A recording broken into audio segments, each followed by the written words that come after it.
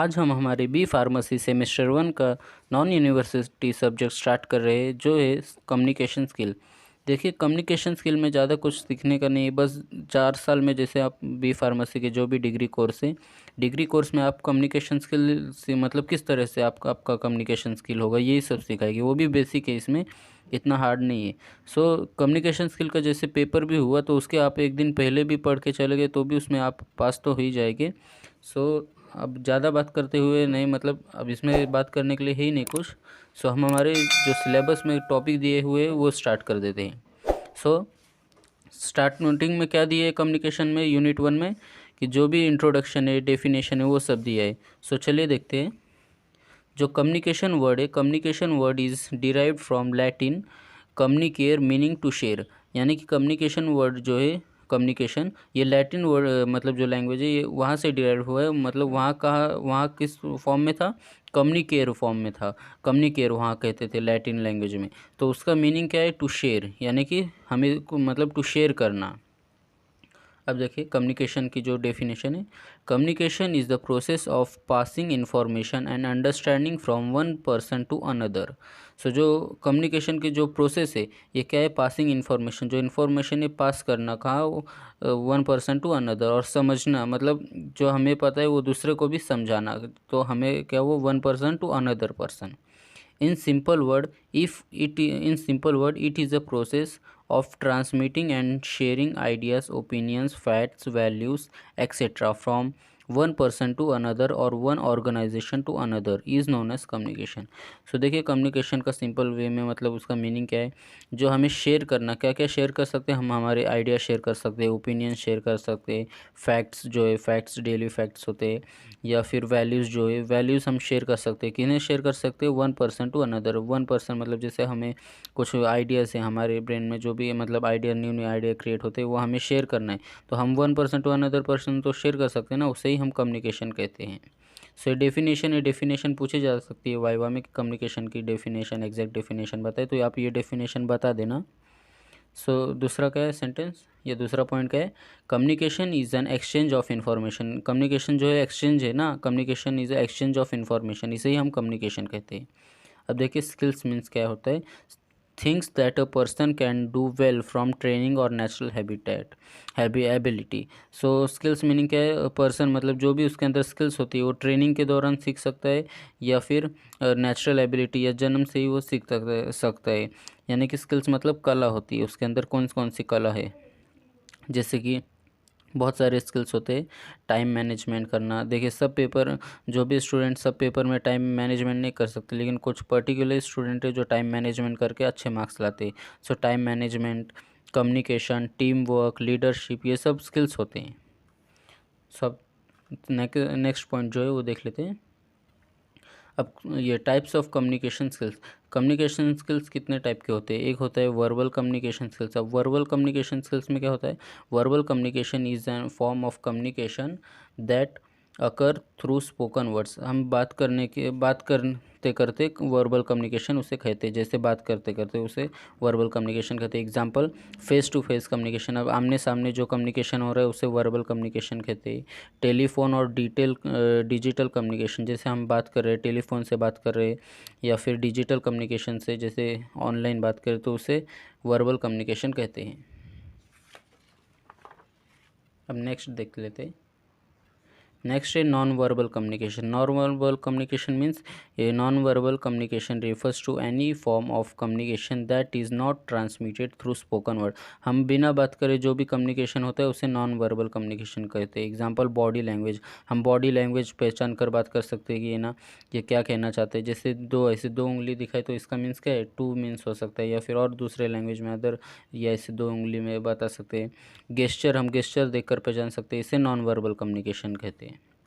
अब ये देखिए यहाँ थोड़ा रॉन्ग हो गया था, बट थर्ड पॉइंट का है, third visual communication. Visual communication means क्या होता है, means transfer of information to a person in a format that can not read or viewed. अब देखिए मतलब वो रीड नहीं कर सकते, जो भी मतलब विजुअल कम्युनिकेशन है वो सिर्फ देख कर ही पहचान कर सकते। विजुअल मतलब देखना ही ना, तो देख कर ही पहचान लेगा कि ये कहना क्या चाहता है, ये दिख क्या रहा है हमें। एग्जाम्पल ग्राफ और चार्ट। हम ग्राफ देखकर कोई हमें ग्राफ दिखा दे तो हम एनालाइज करके बता सकते हैं ना कि ये ग्राफ में क्या बताया गया है, क्या एक्सप्लेन किया गया है। या पेपर मैप्स के ज़रिए भी हम कम्युनिकेशन कर सकते हैं। अब फोर्थ पॉइंट देख लेना। फोर्थ पॉइंट है रिटन कम्युनिकेशन। रिटन कम्युनिकेशन का मीन्स क्या है? Written communication involves the use of words, sentence and paragraph in order to communicate. अगर रिटन कम्युनिकेशन में क्या है, हम ना बात कर सकते हैं ना फिर मतलब विजुअल कर सकते हैं, विजुअल करके देख सकते हैं, यहाँ विजुअल कम्युनिकेशन भी हो सकते हैं। और या फिर नॉन वर्बल कम्युनिकेशन यहाँ नहीं होता है, मतलब यहाँ से विजुअल कम्युनिकेशन हो सकता है, जैसे कि रिटन फॉर्म में होगा, जैसे कि बुक और मैगजीन। अब जैसे बुक हमारे सामने है तो बुक हमें देख कर बता सकते हैं ना रिटन फॉर्म में। ये रिटन में क्या है कि मतलब जैसे कुछ सेंटेंस लिखा है तो हम पढ़ के समझ सकते हैं कि इसमें क्या लिखा है। या फिर ईमेल, जो हमें ईमेल आते थे तो ईमेल में थोड़ी कोई कहता है कि मतलब पढ़ के नहीं सुनाते, वो सिर्फ हम देख लेते हैं ना। तो यहाँ ये सब रिटन कम्युनिकेशन है। अब नेक्स्ट देखते हैं। अब सिलेबस में नेक्स्ट टॉपिक भी दिया गया है, इंपॉर्टेंस ऑफ कम्युनिकेशन। जो कम्युनिकेशन है उसकी इंपॉर्टेंस क्या है, तो फर्स्ट इंपॉर्टेंस देख लेते हैं। Communication is always first step of relationship with your families member, friends, teachers, etc. जो कम्युनिकेशन की हेल्प से हम फैमिली मेम्बर या फ्रेंड्स या टीचर्स के इनसे कम्युनिकेशन, अच्छा गुड कम्युनिकेशन रख सकते हैं। और फिर सेकंड क्या है, communication helps better listening and understanding. Communication की हेल्प से हम बेटर अंडरस्टैंडिंग एंड लिसनिंग कर सकते हैं। या थर्ड ये देख लेते, third good communication boost your confidence. जो कॉन्फिडेंस गुड, अगर गुड कम्युनिकेशन रहा तो हम स्पीच दे सकते हैं या टीचर से अच्छे से बात कर सकते हैं। सो ये गुड कम्युनिकेशन की वजह से हम हमारा कॉन्फिडेंस बूस्ट कर सकते हैं। फोर्थ पॉइंट क्या है, फोर्थ पॉइंट है communication is important to maintain relationship. Communication important है to maintain relationship. Fifth communication क्या है, फिफ्थ इंपॉर्टेंस है effective communication provide effective leadership. अगर कोई लीडर से तो उसके जो कम्युनिकेशन है वो इफेक्टिव होगा ना, तभी तो वो लीडर बनाए। तो उससे जो मतलब जो भी वोट मिले या फिर और कुछ दूसरा कह सकते हैं कि जैसे लीडरशिप का कम्युनिकेशन अच्छा है तभी उसे सिलेक्ट किया है लीडरशिप के लिए। सिक्स्थ पॉइंट क्या है, good communication help in training and development.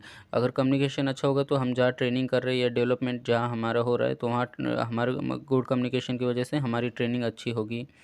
Seventh point देखिए, a good communication skill helps in business meeting to get a big project. अगर हमारा कम्युनिकेशन अच्छा रहा हमारे सामने वाले क्लाइंट से या फिर जहाँ से हमें प्रोजेक्ट अच्छा मिलेगा, जहाँ से हमारा प्रॉफिट है, तो वहाँ से हमें कम्युनिकेशन की हेल्प से हमें अच्छा प्रोजेक्ट मिल सकता है।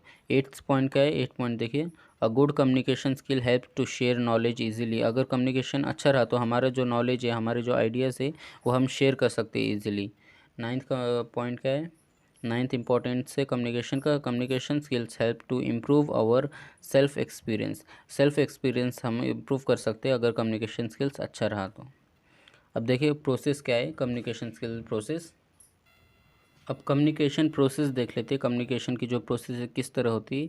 जैसे यहाँ सेंडर है, सेंडर मीन्स वन पर्सन जो इन्फॉर्मेशन सेंड करने वाला है, तो वो इनकोडिंग यानी कि जो भी उसका आइडिया है वो इनकोड करेगा, फिर मैसेज के फॉर्म में वो सेंड करेगा। और जो मैसेज होगा किसी ना किसी मीडियम से तो सेंड करेगा ना, जैसे कि सब दूसरे वाले पर्सन को आइडिया सेंड कर रहा है, किस मीडियम से, वो मीडियम हो सकता है जैसे टेलीफोन हो सकता है, ईमेल हो सकता है, ये सब मतलब कुछ ना कुछ मीडियम से वो सेंड करेगा ना अपना मैसेज।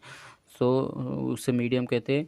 एंड डिकोडिंग, डिकोडिंग कौन करेगा, डिकोडिंग करेगा रिसीवर, यानी कि जिसे हम सेंड कर रहे हैं वह मतलब समझ के लेगा डिकोडिंग, और फिर बाद में जब समझ लेगा तो उसके अगेंस्ट फीडबैक भी देगा, सुझाव देगा कि क्या कैसे सही है या बरोबर है, उसमें और क्या बदलाव करने चाहिए, उसे हम फीडबैक कहते हैं। तो फीडबैक किसे देगा, सेंडर को देगा।